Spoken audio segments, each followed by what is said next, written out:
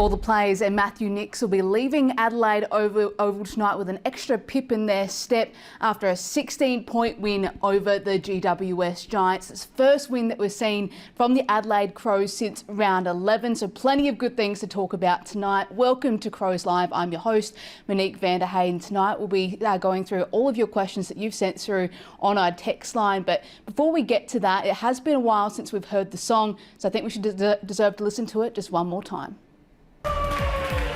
So there hasn't been a lot of this season for Adelaide and their fans, but they can certainly celebrate tonight. They had to fight hard. They made it more difficult for themselves with their poor kicking at goal.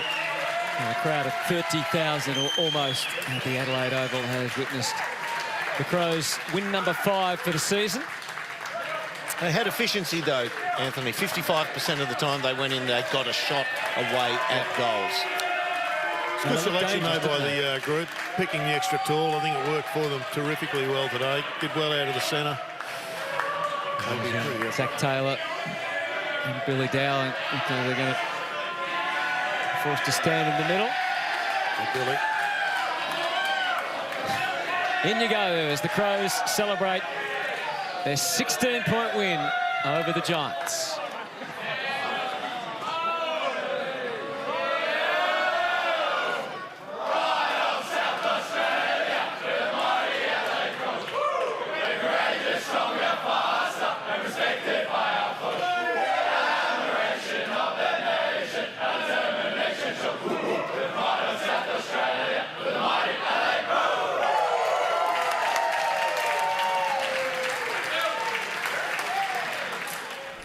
Plenty of excitement down there in the rooms after a fantastic win, but also celebrating the debutant there in Zach Taylor. And if you do want to know, he was doused in milk there because apparently his nickname is Milky. So a fun fact, and I'd hate to be the person having to wash the uniforms after that, that's for sure. But plenty of great things to be taking out of tonight's game, especially that second quarter. You can argue it was the best quarter that we've seen from the Crows this season. Their pressure lifted, their effort lifted, that's been missing over the last few weeks. And one man who definitely lifted his game was Sam Berry. 21 disposals from him tonight. Let's hear from him now. Well, Sam, describe that for us. Was it a win that was a reward for persistence? Yeah, definitely. Probably coming off a bit of a losing streak there, and then the bye, a bit of time to reflect. So it was a great challenge kind of coming into tonight and great reward. What about the Giants? You know, with them they can score quickly and they can score, I suppose, on a real momentum wave. You were able to halt that in that second quarter when they got going a bit? Yeah, they come at us hard end of the first, but I thought our second quarter was outstanding. Just the way we just kept them in their defensive half. We played front half footy, and we put the score on the board, so it was great to see. Especially late in the game as well, there was some of the younger players chipping in, like you had Dowling and the like coming in. Yourself, you had a good game. Just talk us through how the young fellas are feeling about it all. Yeah, I think it's very exciting. A couple of the boys, especially Billy and Zachy Taylor, obviously Zachy's debut and Bill's third game, I think, but great reward. Like they've spent a fair bit of time in the sandfield developing, and it's great to see them come out here and show them what they've got on the big stage. How did you see your own performance? I think I'm just trying to continue to improve. Probably haven't been at my best this year, so still just trying to find that. But I think tonight was a step in the right direction. And there's a couple of the big boys came back into the side this week in terms of Walker, Himmelberg and the like. It was clearly a strategic move by the coaching group, but it seemed to pay off with the bigger bodies around the ground. Yeah, I thought our tools were outstanding tonight. I thought when we went quick, they just competed and at least brought it to ground and brought the smalls into the game, like Ranks. He obviously had a crazy first half, and but they just competed. I thought Big Ro O'Brien today was unbelievable as well, so it's great. What does this do for belief, and what does this do for confidence going into Brisbane next week? Yeah, it does heaps, I think. It does heaps. I think it was just about putting the game together. But I think another challenge now is doing it away from home against a team that's in pretty good form. So it's a great challenge. I'm very excited for it. Thanks for your time. Well done. Sam mentioned it there, that there was a moment in that first quarter that had us all on the edge of our seat, that GWS was able to get their handball game moving. They got those 4 quick goals back to back, and in recent weeks, those succession of goals probably would have had Adelaide on the back foot, but not tonight. So, Rob, I don't know, you might be on the right track there, but whatever happened in this bye, the boys have come back refreshed and they were able to lift in that second quarter. The only thing that might be of question this week may be their ability to capitalise on the scoreboard. It didn't didn't matter in the long run. We were able to get that win, but 16 points tonight may still be of question for Nixie. But let's take a look back at that first half and take in all the positives from that second quarter. Take possession, that's a little more standing. You can see how slippery and difficult it is, but not too difficult. Ben Keys. Group to make a charge. Soligo enjoying a breakout year up to the wing. Berry getting a full game, which is a bit of a rarity for him. Fogarty has to fly the pack. Here he is and again. here it is. He's already looming as the biggest star, and this time Keys. Oh, I tell you what. He almost took a step he shouldn't have, but Isaac Rankin, how creative is he? Read it to perfection. And for a second goal, this one a little more certain than the last. Ben Keys and the Adelaide Crows, 5 scores to nothing. The footy in opposition jumpers. Oh, Hinge kicks long. Walker Well done. casually sticks out the left palm, and Rankin's close enough to do some serious damage, and he takes the mark. What a mark. He had to make it as difficult as possible. Couldn't just take the chest mark or the mark out in front. He needed a spin and a twist and a turn and a landing. 2 shots for goal, both have missed. Adelaide need it. They need him. He steps forward. Cook heads down towards full forward as Fogarty and Walker both make their move up to the footy.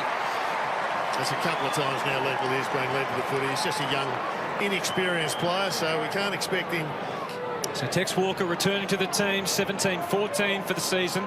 His set shots have actually dropped away this year, but there's nothing wrong with that. It's to Murphy, too close. Free kick to Murphy, who takes his own advantage, kicks it deep. Fogarty's got away from Hilaire again, and he takes the mark in the pocket. Yeah, they might have to think about the change with Himmelberg. You talked about it early, Dome. This time Fogarty gets it right, and it does get in off the left. It's a purple patch. Only multiple goal kicker on the night is Ben Keys. He kicked the first 2 of the night. Here's Berry. He had a really gilt-edged opportunity there, knocked away by Himmelberg, but the danger was still apparent. The handballs ended with Rochelle. And he is delighted, and so are the Crows. That's 4 on end. O'Brien towards Walker. They're in sync that time. Walker, he had the skip ahead of Hilaire, and he takes the mark in the pocket. Might have just been a little bit out of camera then to see, I would imagine, Taylor body Here he check. goes. He waits for no one. There's no one in the goal square. Unguarded. Did it clip the post? It didn't. It's a goal. Big issues at the moment. Oh, Rankin. Again, an unguarded goal square, and again the Crows take full toll. What a night this could be. To the wing, but it's Adelaide with all the answers to any question you want to pose at the moment. O'Brien's lifted off to Cook. Here they come again to full forward. Fogarty, perfect vantage point, pulls down another mark. Matty Nix and his group have been proven 100% spot on. It's a great way to start after the bye. 2 to Rankin, 2 to Walker, 2 to Fogarty.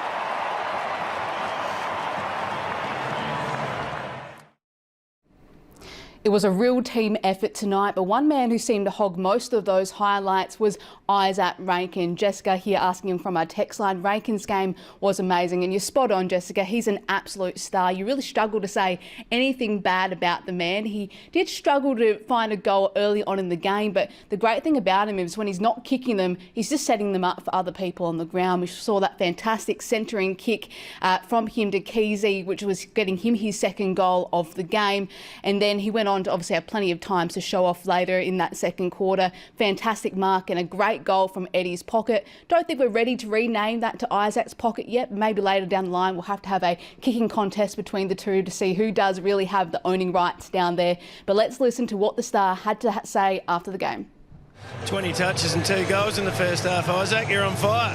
Yeah, obviously wanted to start the game well. We knew we had to get over the top of them early, so we came out firing together, and we sort of got ahead in the first half, which is good for the second half. Just didn't have your kicking boots on. You were getting a bit frustrated. You could have had a bag in the first half. Yeah, I know. It was a bit wet, a bit slippery, and I kept coming off the side of the boot. But yeah, I'm happy with 2 goals, and yeah, it's the first time we sort of beat them in a while, so it's a good one. We'll remember this one. Yeah, and Josh Rosselli as well. But look, just to run out the game and play 4 quarters, which you haven't been able to do this year, has been a good performance by the Crows tonight. That's right. We knew we could do it.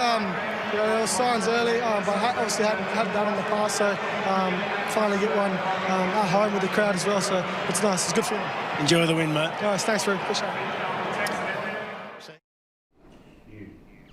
Now, it wasn't Isaac kicking all the goals tonight. There was a plenty team effort, and one of those mans was Texan. James, you're spot on. It's fantastic to see him back out there. Obviously, he's had missed the last few games with a back injury, and he had a little bit of a slow start, but he was able to pull off those 2 goals in the end. But let's take a look now at the second half highlights. Obviously, as I mentioned earlier, the points factor will be a question heading into this week, but there's plenty of positives still to take out in the second half. The GWS Giants came fighting back in that third quarter, but we were able to hold on.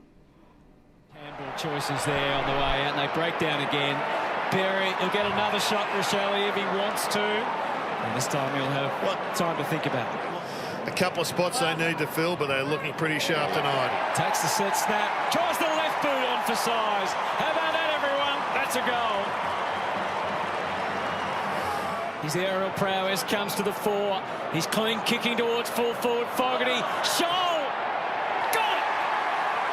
And that's all that mattered. And 3 Giants go towards the honey pot. There's a bee on the outside, and he stings him. Lockie Shoal's been in and out of the Crows side since he came in at the start. To really up the ante for the Crows with his marking along, kicking Iden. Look at flashing through, it was Murphy. Over to Keys, one more, Fogarty. Yep. They earned an answer, and I'd say that qualifies as an immediate one. This one through to be almost impossible to drop this game. It was a great turnaround kick. Just his 3rd game, Billy Dowling. He's making quite an impression, and it would be even bigger if he can slot this with all the pressure that was on everyone. It's the teenager that shows them how to do it. That's how you kick a goal. A big one. We were all on the edge of our seats through that third and through most of the fourth quarter. It felt like the orange tsunami was building and was coming to get the Adelaide Crows, but there was one man who stood up when we most needed him to, and that was Lockie Shoal, kicking an important goal in that final quarter that really switched the momentum back in our direction. Let's take a listen to him now down the rooms. Shoal, you just mentioned before it's nice to get a win, a very different feeling in the rooms this week. Yeah, it's great. Obviously, we've been working at it for a little while now. You know, it's been a few weeks in the making, and we went away over the bye and were able to reset and, you know, try to get a bit of momentum going into the back half of the year. So, yeah, tonight's a really good start.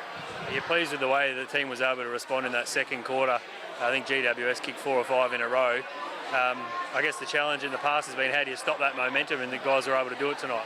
Yeah, no, it was really pleasing. I think, you know, we started the game really well, and obviously GWS are a super team, so they were able to come back and edge their way in front, quarter time by maybe a couple of goals, but I think it was I suppose, a really good step tonight for the group to be able to just stay composed and stick at it, and that second quarter was a really strong quarter, so yeah, it's really pleasing. How happy were you for Zach Taylor to get his debut? You've seen him closely over the years, and he obviously looked pretty composed when he got his chance in the last quarter.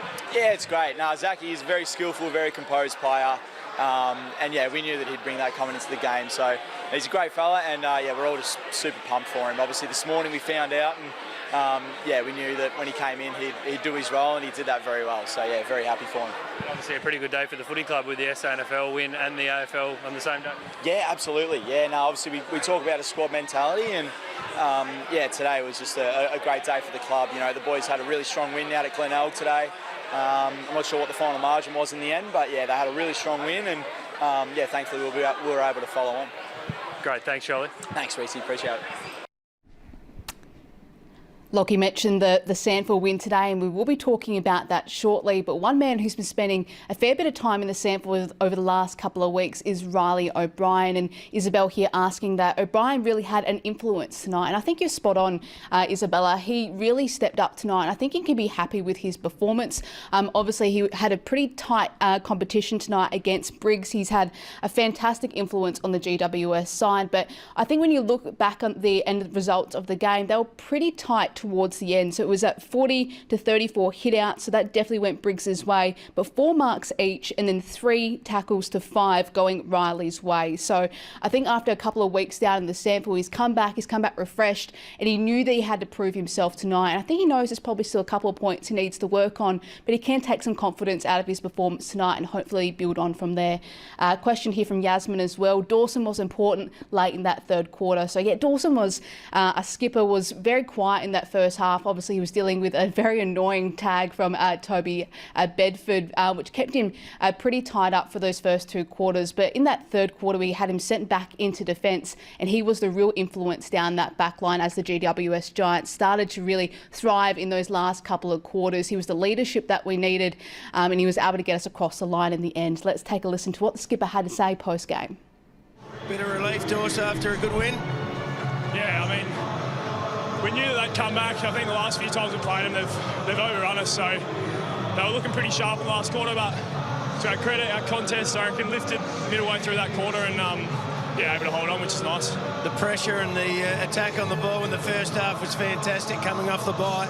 Yeah, I mean, we've been training a lot of contest stuff, and what was disappointing the last probably few games was teams were able to get a run on against us, so we've just been old school, mate, just getting back to one-on-one, two-on-two contests, and I think the greasy conditions, we prepped ourselves for that, and we really wanted that, and it makes it more enjoyable getting the win and these tough contests. I mean, they're a great team, and it's a great win for us. How'd you handle the tag? Yeah, it was good. I mean, I take it as a sign of respect, I suppose. He's a good player, Toby, and first half was a bit quieter than usual, but to be honest, I really don't care. Like, we were playing some super footy, and it's off the back of our young guys, Bez and Solly and Landy, getting back to his best. So couldn't give a shit, mate, if I get the ball. So I'm able to hold good shape for us and get involved when I need to. And good to have a few big fellas up in the forward line to shoot too. Yeah, mate, it's always good having the big fellas' presence, Tex down there, and Fogg's been in some good form in the last sort of 6 to 8 weeks, and then Elliot comes straight back in and played a good role for us. So it's nice to look up and see the big boys down there, and they're not gonna get outmarked too often. Enjoy the win, mate. Thanks, Drew. Cheers, mate. Of course, we can't get through tonight without spending some time focusing on our debutant for the evening, Zach Taylor, coming into play his first game of AFL football. He had a foot injury last year, which probably prolonged his debut, but he was able to come in tonight to replace Chase Jones, who unfortunately did hurt his back in the captain's run yesterday, and early came on pretty late in the final quarter, but he made the most of it. 4 important disposals for him. Let's go down into the room to take a look at his Guernsey presentation before it was covered in milk. Another special day for us as Zach becomes the 263rd player to have represented the footy club, and joining us for the presentation of his Guernsey is father Tim, mother Giona, brothers Jen Bailey. Thanks for getting over him, and I was late notice, and it's great that you're able to be really special for us. And presenting the Guernsey today is James Beagley. James became the 132th player to have represented the club when he debuted in round 8, 2003 against Brisbane. Look, can I just say, and shall I get Zach up? Come up now. Congratulations, mate. It's an incredibly humbling experience, having played a really small part in the fabric of this club.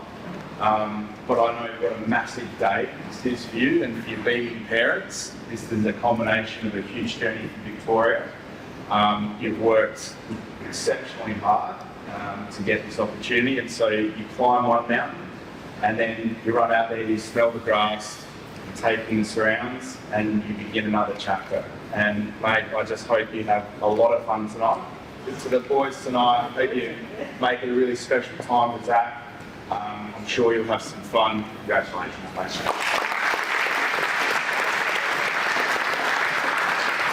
Well,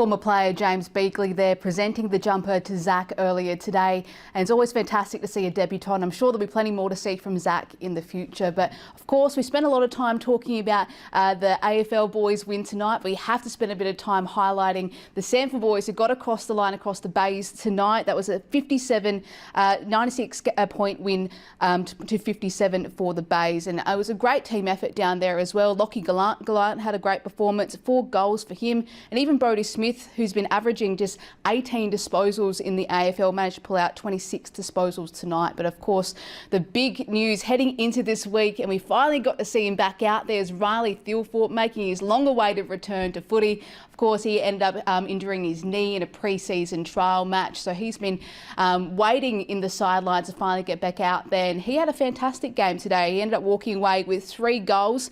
That was only from 9 disposals, so didn't get a lot of the football, but it was great to see him make the most of it when he could and slot those 3 goals, and hopefully we'll see him back in the AFL later this season. But let's take a look at those highlights from Riley in his return to footy.